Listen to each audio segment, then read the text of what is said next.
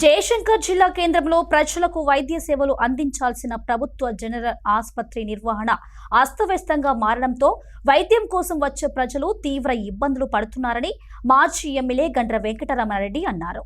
జిల్లా కేంద్రంలోని జిల్లా ప్రభుత్వ జనరల్ ఆసుపత్రిని భూపాలపల్లి పట్టణ బీఆర్ఎస్ పార్టీ నాయకులతో కలిసి మాజీ ఎమ్మెల్యే గండ్ర వెంకటరమణారెడ్డి సందర్శించారు. ఆసుపత్రిలోని ప్రతి ఒక్క విభాగాన్ని వారు పరిశీలించారు. ఆసుపత్రిలో అపరిశుభ్రమైన వాతావరణం ఉండడం, అదేవిధంగా చెత్త ఎక్కడికక్కడే పేరుకుపోవడంపై అసంతృప్తి వ్యక్తం చేశారు. ఆసుపత్రిలో అందించే డైట్ కూడా సరిగా లేకపోవడం పట్ల ఆసుపత్రి సూపరింటెండెంట్ పై ఆగ్రహం వ్యక్తం చేశారు. ప్రజలు ఆసుపత్రి నిర్వహణ లోపాలను తమ దృష్టికి తీసుకురాగా బీఆర్ఎస్ పార్టీ నాయకులతో కలిసి సందర్శించడం జరిగిందని, ఇదేంటని ప్రశ్నించిన వారిపై ఆసుపత్రి వారు దురుసుగా ప్రవర్తించడం సరైనది కాదు అన్నారు. గర్భిణీలు వారి వివరాలు నమోదు చేసుకోవడానికి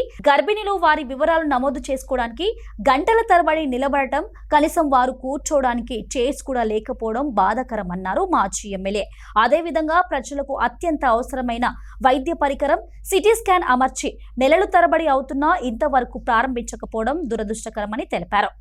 అదేవిధంగా ప్రజలకు అత్యంత అవసరమైన వైద్య పరికరం సిటీ స్కాన్ అమర్చి నెలలు తరబడి అవుతున్నా ఇంతవరకు ప్రారంభించకపోవడం దురదృష్టకరమని తెలిపారు. జిల్లా కలెక్టర్, మంత్రి ఆసుపత్రిలో నెలకొన్న సమస్యలపై దృష్టి సారించాలని డిమాండ్ చేశారు. భూపాలపల్లిలో ఉండేటువంటి జిల్లా హాస్పిటల్ను పర్యవేక్షణ చూడడం జరిగింది. మీరే చాలా విషయాలు నాతో పాటు మీరు కూడా చూసింది. ఈ హాస్పిటల్ అత్యంత పేదరికంలో ఉన్నటువంటి పేదవాళ్లకు మంచి వైద్యాన్ని అందించాలనే మంచి ఉద్దేశంతో ఆనాడు కేసీఆర్ గారి నాయకత్వంలో మరి ఇంత పెద్ద హాస్పిటల్ కట్టి ఇక్కడ ఒక వైద్య కళాశాలను కూడా తీసుకొచ్చి అన్ని రకాల వైద్య సేవలు అందించాలనేటువంటి ఒక మంచి లక్ష్యంతో దీన్ని ఆనాడు ప్రారంభించుకోవడం జరిగింది. కానీ దురదృష్టం ఏంటంటే ఇక్కడ పనిచేస్తున్నటువంటి అన్ని విభాగాల్లో పనిచేస్తున్నటువంటి స్టాఫ్కు మరి ఇక్కడ ఉండేటువంటి యాజమాన్యానికి, సూపరింటెండెంట్కు కోఆర్డినేషన్ లేనట్టుగా చాలా స్పష్టంగా కనబడుతూ ఉన్నది. ఎక్కడ కూడా టాయిలెట్స్ చూస్తే టాయిలెట్స్ అన్నీ కూడా వాసన. అదేవిధంగా హాస్పిటల్లో మరి మొత్తం కూడా పారిశుద్ధ్యం యొక్క లోపాలు కనబడుతూ ఉన్నాయి. ఇక్కడ పనిచేసేటువంటి కింది సిబ్బంది ఇక్కడ ఎవరైనా పేషెంట్స్ వస్తే ఒక స్ట్రెచ్చర్ తీసుకురావాలంటే పిలిస్తే కూడా రానటువంటి పరిస్థితి. ఏంటంటే ఎవరు చెప్తారు, మీరు ఎవరైనా గట్టిగా మాట్లాడితే ఇక్కడ స్థానిక శాసనసభ్యుడికి ఫిర్యాదు కావడం, ఆయన మళ్ళీ ఫోన్ చేసి ఏం మావాలనేదో అంటున్నట.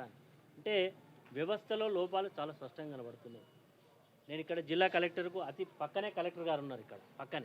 ఇక్కడ ఏం జరుగుతుందో కనీసం జిల్లా కలెక్టర్ గారైనా కనీసం నెలకు ఒకసారో 2 నెలలకు ఒకసారో రివ్యూ చేయాల్సిన అవసరం ఉంటుంది. ఈరోజు వస్తూ ఉంటే ఆక్సిజన్ సిలిండర్, ఆ రోజు కరోనా వచ్చిన సందర్భంలో దాదాపు ₹1 కోటి పెట్టి ఆక్సిజన్ ప్లాంట్ను పెట్టడం జరిగింది. ఈరోజు ఆక్సిజన్ ప్లాంట్ పనిచేయడం లేదు. ఇప్పుడు సిలిండర్స్ కావాల్స్తే బయట నుంచి కొనుక్కొచ్చి వైద్యం అందిస్తూ ఉన్నాం. చాలా విషయాలలో ఇక్కడ మరి అధికారుల యొక్క నిర్లక్ష్యం, ప్రతినిధుల యొక్క నిర్లక్ష్యం ఇక్కడ కనబడతా ఉంది. నేను ఇక్కడ శ్రీధర్ బాబు గారికి చెప్తా ఉన్నాను. ఆయన ఈ జిల్లా నుంచి మంత్రిగా ప్రాతినిధ్యం వహిస్తూ ఉన్నాను. మంత్రి అంటే ఆయన శాఖకు మాత్రమే మంత్రి కాదు, ఆయన జిల్లాలో ఆయన నియోజకవర్గ ప్రజలు ఇక్కడికి చాలా నిత్యం వస్తూ ఉంటారు. మరి ఆయన ఏం చేస్తూ ఉన్నాడు? ఎప్పుడైనా ఇక్కడికి ఒక మంత్రి వచ్చి ఏం జరుగుతుందో ఒక రివ్యూ చేశారా? 2 సంవత్సరాలైంది ప్రభుత్వం అధికారంలోకి వచ్చి. ఈ హాస్పిటల్కి ఏం కావాలో కనీసం ఒక ఆలోచన చేసిలా అంటే వాళ్ళకి ప్రజలన్నా ప్రజా సమస్యలన్నా పూర్తి నిర్లక్ష్యం దూరం. ఇట్లా చాలా సమస్యలు. ఈ గతంలో ఓపీ చాలా పెద్ద మొత్తంలో ఉండే ఓపీ రావట్లేదు. గర్భిణీ స్త్రీలు మీరు వస్తారు కనీసం ఒక 20-30 మంది నిలబడి ఉన్నారు. వాళ్ళని దాదాపు 1 అవర్ నుంచి వెయిట్ చేస్తామన్నారు. గర్భిణీ స్త్రీలో కనీసం కుర్చీలు వేయాల్సినటువంటి ఆలోచన కూడా ఇక్కడ యాజమాన్యం లేకపోవడం చాలా బాధాకరం.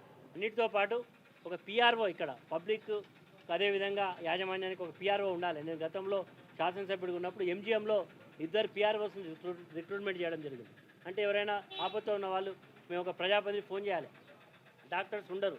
పిఆర్ఓ 24 అవర్స్ కనుక ఉన్నట్టయితే అట్లీస్ట్ వాళ్ళనే జవాబుదారితనంగా ఉండే అవకాశం ఉంటుంది.